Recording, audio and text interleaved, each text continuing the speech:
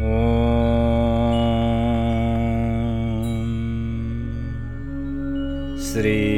सांब शिवाय नमः। अथ षट्त्रिंशोऽध्यायः। 36वां अध्याय। युद्ध में शिवगणों से पराजित हो देवताओं का पलायन। इंद्र आदि के पूछने पर बृहस्पति का रुद्रदेव की अजेयता बताना, वीरभद्र का देवताओं को युद्ध के लिए ललकारना, श्री विष्णु और वीरभद्र की बातचीत।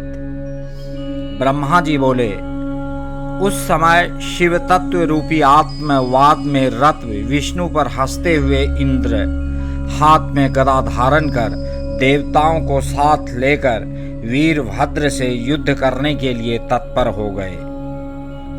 वरुण मकर पर, वायु मृग पर और कुबेर पुष्पक विमान पर आरूढ़ हो आलस्य रहित होकर युद्ध के लिए तैयार हो गए। इसी प्रकार प्रतापी अन्य देव समूह, यक्ष, चारण तथा गुह्यक भी अपने अपने वाहनों पर आरूढ़ होकर तैयार हो गए। उन देवताओं के उद्योग को देखकर रक्त से सने हुए मुख वाले वे दक्ष अपनी पत्नी के साथ उनके पास जाकर कहने लगे। दक्ष बोले, हे देवगणों, मैंने आप लोगों के ही बल से इस यज्ञ को प्रारंभ किया है, क्योंकि महातेजस्वी आप लोग ही सत्कर्म की सिद्धि के लिए प्रमाण हैं। ब्रह्मा जी बोले। दक्ष के उस वचन को सुनकर इंद्र आदि सभी देवगण युद्ध करने के लिए तैयार हो निकल पड़े। तदनंतर समस्त देवगण तथा इंद्र आदि लोकपाल शिवजी की माया से मोहित होकर अपनी अपनी सेनाओं को साथ लेकर युद्ध करने लगे। उस समय देवताओं तथा शिवगणों में महान युद्ध होने लगा। वे तीखे तोमर तथा बाणों से परस्पर युद्ध करने लगे। उस युद्ध महोत्सव में शंख तथा भेरियां बजने लगी और बड़ी बड़ी दुंदुभियां, नगाड़े तथा डिंडिम आदि बजने लगे। उस महान शब्द से उत्साह में भरे हुए समस्त देवगण लोकपालों को साथ लेकर उन शिवगणों को मारने लगे। हे मुनि श्रेष्ठ, इंद्र आदि देवताओं एवं लोकपालों ने भृगु के मंत्र बल के प्रभाव से शिवजी के गणों को परांग मुख कर दिया। उस समय याज्ञिक भृगु जी ने दीक्षा ग्रहण किए हुए दक्ष के तथा देवताओं के संतोष हेतु और यज्ञ की निर्विघ्न समाप्ति के लिए उन शिव गणों का उच्चाटन कर दिया। इस प्रकार अपने गणों को पराजित देखकर वीरभद्र क्रोध में भर उठे और भूत प्रेत तथा पिशाचों को पीछे करके वे महाबली वीरभद्र बैल पर सवार सभी शिवगणों को आगे करके स्वयं त्रिशूल लेकर देवताओं को गिराने लगे। सभी शिवगणों ने भी त्रिशूल के प्रहारों से शीघ्रतापूर्वक देवताओं, यक्षों, साध्यगणों, गुह्यकों तथा चारणों को मार डाला। गणों ने तलवारों से कुछ देवताओं के 2 टुकड़े कर दिए, कुछ को मुदगरों से पीट डाला और कुछ को घायल कर दिया। इस प्रकार सभी देवता पराजित होकर भाग चले और एक दूसरे को रणभूमि में छोड़कर देवलोक को चले गए।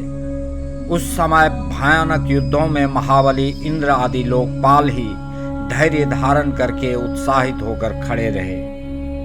उस समय इंद्र आदि समस्त देवता एकत्र होकर विनय भाव से युक्त हो उस युद्ध स्थल में बृहस्पति जी से पूछने लगे। लोकपाल बोले, हे गुरु, हे बृहस्पति, हे तात, हे महाप्राज्ञ, हे दयानिधे, शीघ्र बताइए, हम लोग यह पूछते हैं कि हमारी विजय किस प्रकार होगी। ब्रह्मा जी बोले। उनकी यह बात सुनकर उपायों को जानने वाले बृहस्पति शंभु का स्मरण करके ज्ञान दुर्बल महेंद्र से कहने लगे। बृहस्पति बोले, हे इंद्र, भगवान विष्णु ने पहले जो कहा था वह सब आज घटित हो गया। मैं उसी बात को कह रहा हूँ, सावधानी पूर्वक सुनिए। समस्त कर्मों का फल देने वाले जो कोई ईश्वर हैं, वे भी अपने कर्ता शिव का भजन करते हैं। वे अपने कर्ता के प्रभु नहीं हैं। ना मंत्र, ना औषधियाँ, ना समस्त आभिचारिक कर्म, ना लौकिक पुरुष, ना कर्म, ना वेद, ना पूर्व मीमांसा, ना उत्तर मीमांसा तथा ना अनेक वेदों से युक्त अन्यान्य शास्त्र ही ईश्वर को जानने में समर्थ होते हैं, ऐसा प्राचीन विद्वान कहते हैं। अन्य शरण भक्तों को छोड़कर दूसरे लोग संपूर्ण वेदों का 10,000 बार स्वाध्याय करके भी महेश्वर को भली भांति नहीं जान सकते। यह महाश्रुति है। भगवान सदाशिव के अनुग्रह से ही सर्वथा शांत, निर्विकार एवं उत्तम दृष्टि से उनको जाना जा सकता है। तब भी हे सुरेश्वर, उचित अनुचित कार्य के निर्णय में सबके कल्याण के लिए सिद्धि के उत्तम अंश का प्रतिपादन करूंगा, आप उसे सुनिए। हे इंद्र, आप लोकपालों के साथ नादान बनकर इस समय दक्ष यज्ञ में आ गए, किंतु आप कौन सा पराक्रम करेंगे? भगवान रुद्र के सहायक ये गण अत्यंत कुपित होकर यज्ञ में विघ्न डालने के लिए आए हैं। ये अवश्य ही उसे करेंगे।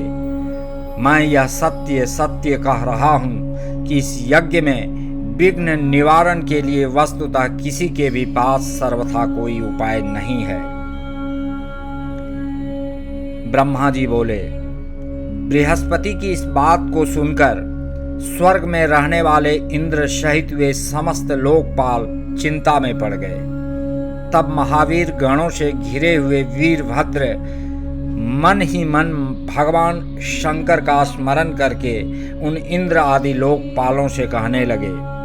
वीरभद्र बोले, आप लोग मूर्खता के कारण ही इस यज्ञ में अपना अपना भाग लेने के लिए आए हैं, अतः मेरे समीप आइए, मैं आप लोगों को यज्ञ का फल देता हूँ। हे शक्र, हे अग्नि, हे सूर्य, हे चंद्र, हे कुबेर, हे यम, हे वरुण, हे वायु, हे निरृते, हे शेष, हे बुद्धिमान देव तथा राक्षसगण, आप लोग इधर आइए, मैं आप लोगों को तृप्त करने के लिए इसका फल प्रदान करूंगा। ब्रह्मा जी बोले। इस प्रकार कहकर गणों में श्रेष्ठ वीरभद्र ने क्रोध में भरकर तीक्ष्ण बाणों से उन सभी देवताओं को शीघ्र ही घायल कर दिया। उन बाणों से घायल होकर इंद्र आदि वे समस्त सुरेश्वर भागकर 10 दिशाओं में चले गए। लोकपालों के चले जाने पर और देवताओं के भाग जाने पर वीरभद्र गणों के साथ यज्ञशाला के समीप पहुंचे।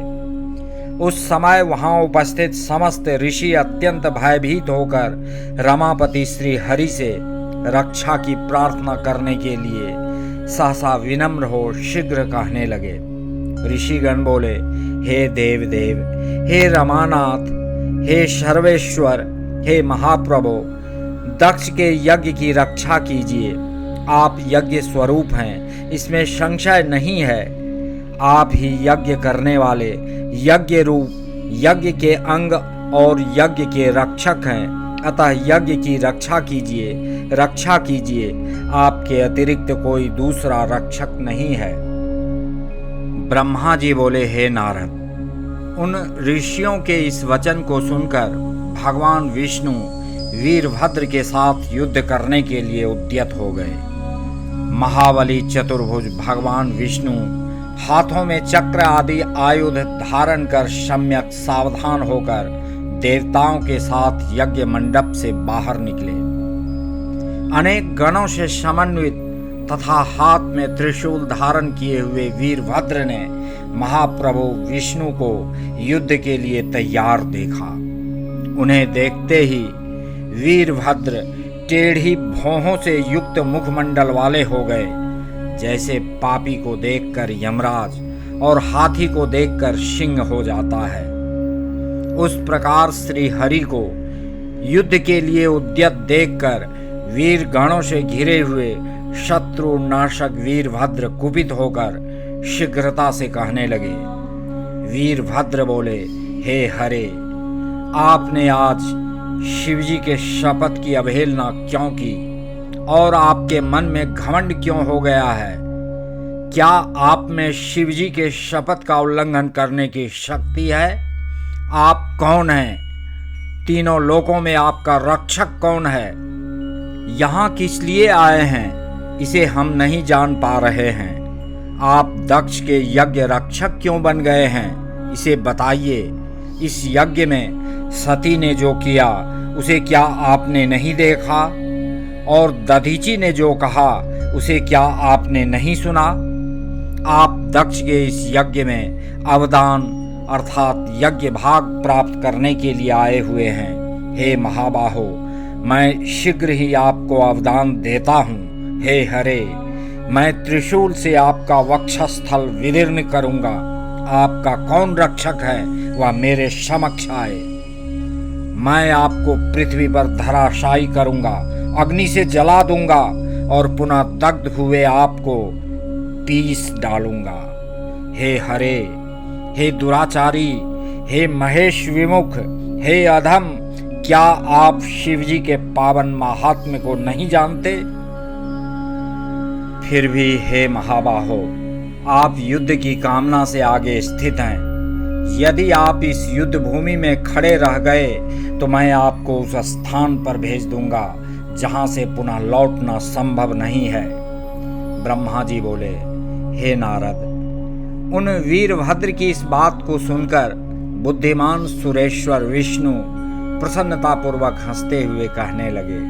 विष्णु बोले, हे वीरभद्र, आज आपके सामने मैं जो कह रहा हूँ उसको सुनिए। आप मुझ शंकर के सेवक को रुद्र विमुख मत कहिए।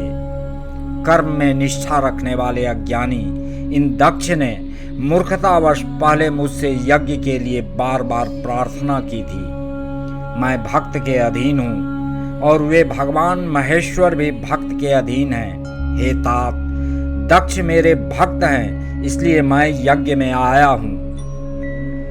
रुद्र के कोप से उत्पन्न होने वाले हे वीर, हे महान प्रताप के आलय, हे प्रभो, आप रुद्र तेज स्वरूप हैं। आप मेरी प्रतिज्ञा सुनिए।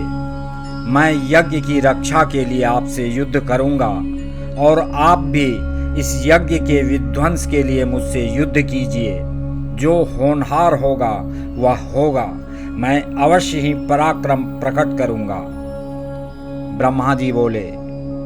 विष्णु के इस प्रकार कहने पर महाबाहु वीरभद्र ने हंसते हुए कहा, हे विष्णु, मैं आपको अपने प्रभु शिव का प्रिय जानकर अत्यंत प्रसन्न हूँ। तदनंतर गणों में श्रेष्ठ वीरभद्र ने प्रसन्नतापूर्वक हंसते हुए बड़े विनय से भगवान विष्णु से कहा। वीरभद्र बोले, हे महाप्रभु, मैंने आपके भाव की परीक्षा के लिए ही ऐसा वचन कहा था।